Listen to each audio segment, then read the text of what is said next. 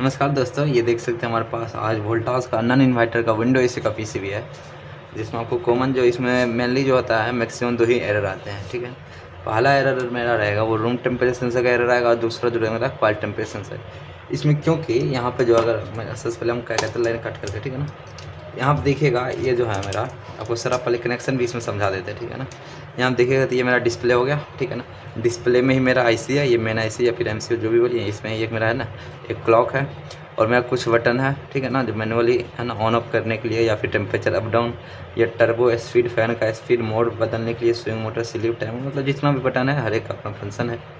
तो आपको डिस्प्ले में है ना सारा बटन मिल जाएगा। लेकिन स्प्लिट एसी में ऐसा है ना, पिछले वीडियो में आप देख चुके हैं, स्प्लिट एसी में इतना सारा बटन भी नहीं था। स्प्लिट में सिंपल से अगर पीसी में रहेगा तो है ना मैक्सिमम से 1 से 2 स्विच रह सकते हैं। ठीक है, किसी किसी मॉडल में क्या रहता है 2 भी स्विच रहते हैं स्प्लिट एसी में, इंडोर के पीसी में मिनिमम तो आपको 1 स्विच रहेगा।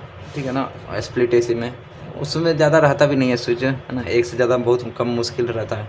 तो उसमें सिर्फ एक manually and on off switch रहता है, उसके अलावा और कोई भी स्विच नहीं रहता। इसमें क्या होता है कि विंडो एसी में हमारा ऑन ऑफ के अलावा भी है ना 4 से 5 से 8 से 10 के स्विच है। इसमें टोटल देखिएगा तो 9 स्विच है, 3 इधर हो गया, 3 इधर और फिर 3 इधर, मतलब टोटल 9 स्विच है इसमें। इसमें पहला यहाँ देखिएगा तो मोड हो गया, ये मेरा मोड का बटन हो गया, ये स्पीड का, ये टर्बो का, ये पावर, ये टेम्परेचर अप, टेम्परेचर डाउन, ये टाइमर को ऑन ऑफ करने के लिए, ये स्लिप का है ना, ये स्विंग का। ठीक है ना, अगर स्विंग चलाना तो यहाँ से इसको बटन को प्रेस करेंगे तो हमारा स्विंग क्या होगा, मोटर चालू हो जाएगा। तो ये डिस्प्ले में हमारा क्या इतना सारा बटन है। यहाँ पे देखिएगा तो ये डिस्प्ले के लिए जैक जो कि मेन पीसीबी से जुड़ा हुआ है, और ये पीसीबी ये हो गया मेरा। ठीक है ना, ये मेरा मेन कंट्रोल है इसी में। ठीक है ना, इसमें ज़्यादा कुछ है नहीं मेरा, ये सिर्फ सप्लाई के लिए ट्रांसफार्मर यूज़ किया गया और हाई लो मीडियम के लिए यहाँ पे क्या रिले।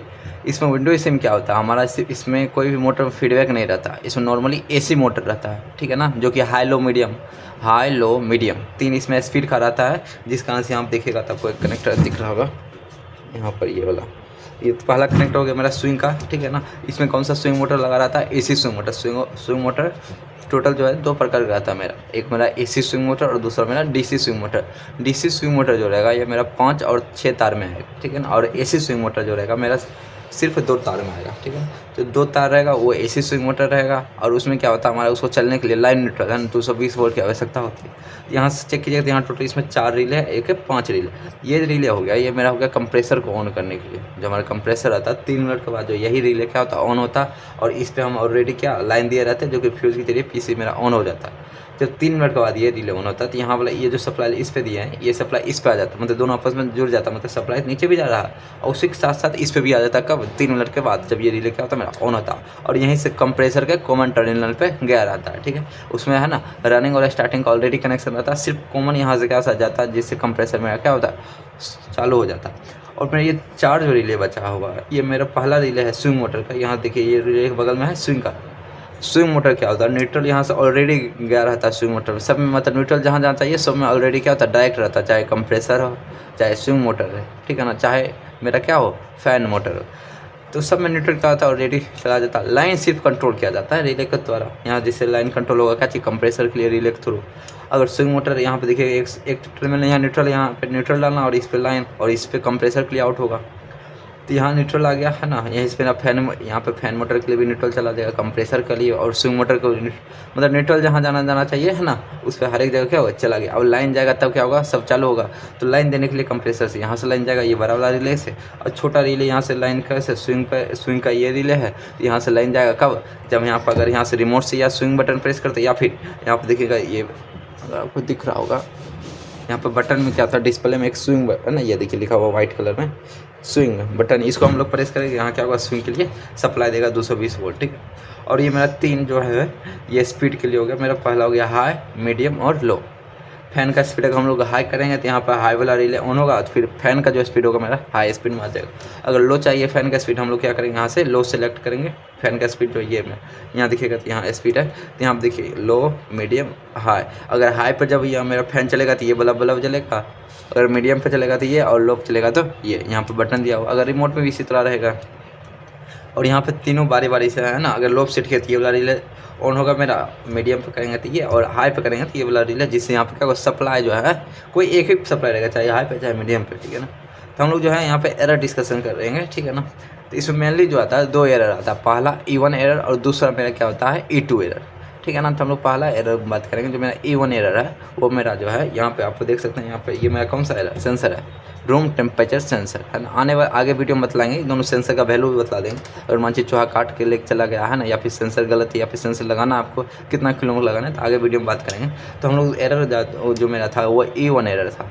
जो E1 एरर है ये मेरा रूम टेम्परेचर सेंसर का, अगर रूम टेम्परेचर से कटा हुआ है या ख़राब है ना, या लगा ही नहीं हुआ, तो इस कंडीशन जो मेरा एरर देगा वो क्या चीज़ देगा, E1 एरर जाएगा डिस्प्ले पे। ठीक है ना। तो हम लोग क्या करते हैं, एसी लाइन देते हैं। तो एसी लाइन देने के लिए हम लोग क्या करेंगे ना, ये मेरा लाइन वाला है, इसको एक रिले टर्मिनल पे दे देंगे, जो कि यहाँ से फ्यूज से क्या देगा, बिप देगा। और एक मेरा यहाँ पे देखिएगा तो न्यूट्रल लिखा हुआ है, ठीक है ना। तो आपको यहाँ पे एक न्यूट्रल पे दे देंगे, न्यूट्रल पर गया, लाइन चल गया, तो पीसी मेरा क्या हो जाएगा, ऑन हो जाएगा। तो यहाँ पावर प्लग है, इसको हम लोग डालते हैं, ये देख सकते हैं आपके सामने यहाँ पे क्या होगा, डिस्प्ले भी आ चुका है। तो यहाँ पे चेक कीजिएगा, देखिएगा 4 गो यहाँ पे LED है। अगर आपको डिस्प्ले भी थोड़ा समझाएं, यहाँ का चेक कीजिएगा 4 LED है, 1 2 3 4। तो मेरा पहला LED अगर देखिएगा ब्लिंक कर रहा है, क्या कर रहा है, ब्लिंक। तो ये LED के ऊपर वाइट कलर में लिखा हुआ है, यहाँ पे देखिएगा स्कूल, वाइट कलर में क्या हुआ कि लिखा हुआ है LED के ऊपर कूल। ठीक है ना, मतलब अभी बिलिंग करा है, इसका मतलब अभी जो मेरा है AC है ना, ये PCB किस मोड पे है, कूल मोड पे। यहाँ आप देखिएगा तो ये मेरा फ़ैन मोड है, ये मेरा LED है फ़ैन मोड के लिए, और ये मेरा जो ड्राई मोड के लिए, और ये जो मेरा है तीन ही LED है इसमें, ठीक है ना। और ये मेरा है स्विंग के लिए, अगर स्विंग वहाँ से ऑन करेंगे, देखिए ये बल्ब जल गया, दिख रहा होगा। स्विंग ऑफ के यहाँ पर रिले की भी आवाज़ आ रहा होगा आपको, ठीक है ना। यहाँ देखिएगा अभी फ़िलहाल कितना आ रहा है, टेम्परेचर 17, ठीक है ना। इसको हम लोग 16 करते हैं, 17 से इसमें नीचे फ़िलहाल है नहीं, तो हम लोग 18 करते हैं, ठीक है। यहाँ टेम्परेचर हम लोग क्या करते हैं, आपको पहले बतलाए थे, E1 एरर जो है क्या चीज़ का मेरा, रूम टेम्परेचर सेंसर का। तो हम लोग रूम टेम्परेचर सेंसर को जो है उसको निकाल देते हैं, है ना। आप देखिएगा 18 आ रहा ना, इस पर डिस्प्ले पे E1 आ गया, देख सकते हैं ना। E1 आकर फिर से टेम्परेचर शो करेगा, इसी प्रकार से क्या होगा, चेंज होते रहेगा आपस।